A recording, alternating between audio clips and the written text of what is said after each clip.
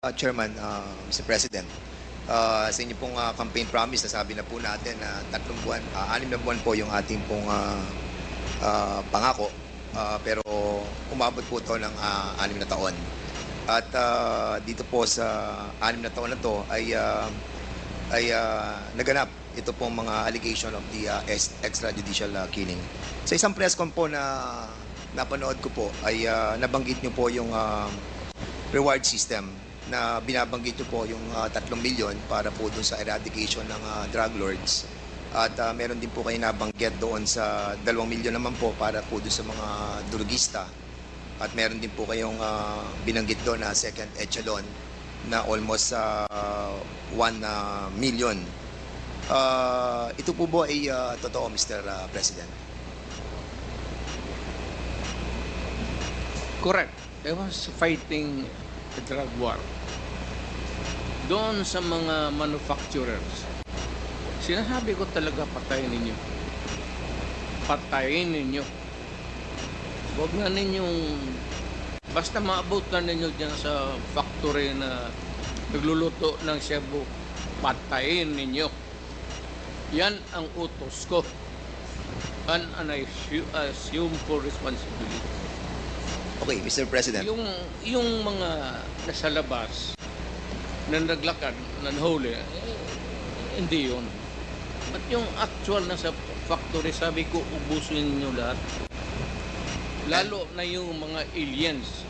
And this happened in my city And in other cities in the Philippines. you take full responsibility for this, Mr. President. I will go to prison for that, Mr. Sir. At yun po ay in terms of policy, yun po yung inyong sinasabi. Ito po yung polisiya ng ating gobyerno, and that's the reason why ito po yung inyong pinaninindigan. Correct, Mr. President? Isahin ko na lang, and I will not repeat it. I did it as a matter of principle to protect my country. That is the long and short of it. Kung anong tanong man ninyo. Mr. Chairman, recently lang po, si PNP Chief Marbil ay meron po siyang interview dito po sa, can you kindly show yung GMA News Online number 12? At sinabi po ni PNP Chief Marbil that based on the official PNP data from July 2016 to June 2022, Marbil said that 1,286 officers were affected in the line of duty, with 312 killed and 974 wounded. And at the same time, sabi niya po, Mr. President, Mr. Chairman, that these police officers carried out their responsibilities with dedication and often faced considerable risk to ensure public safety. Many officers endured not only physical harm but also found themselves entangled in legal and administrative challenges. 214, Mr. President, na mga officers ng PNP faced 352 criminal cases during this period. And according to him, that while the promise of support was made, many officers continued to face consequences largely on their own. Dinagdag pa po niya, Mr. President and Mr. Chairman, that 195 officers were dismissed over the period of 6 years. There are also 398 cops facing dismissal for various reasons.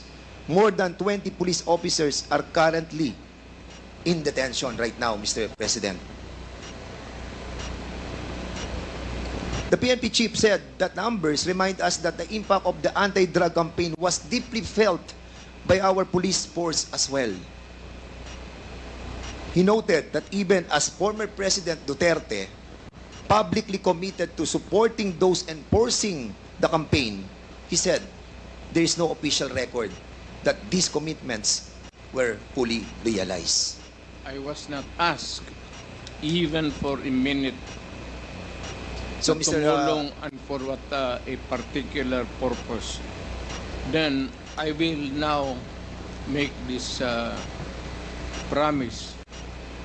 I will start a fund sa protection ng mga pulis I'm putting up 1 million.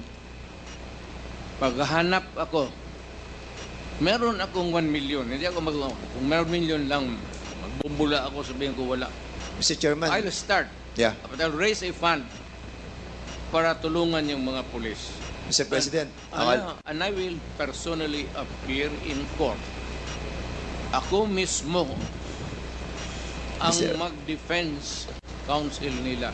Mr. Chairman, Mr. President, 2 days ago you have mentioned that wala po kayong pamasahe papunta po dito. And I'm pretty shocked that you have 1 million in your account to help our policemen. And we salute you, Mr. President, for that and for being honest that you will be. That 1 that you will million be. is for my. Wait po, Mr. that President. one- I'm 1 Mr. million President, I is still for have the floor, Mr. President. Excuse for me. my As much- medicine and subsistence.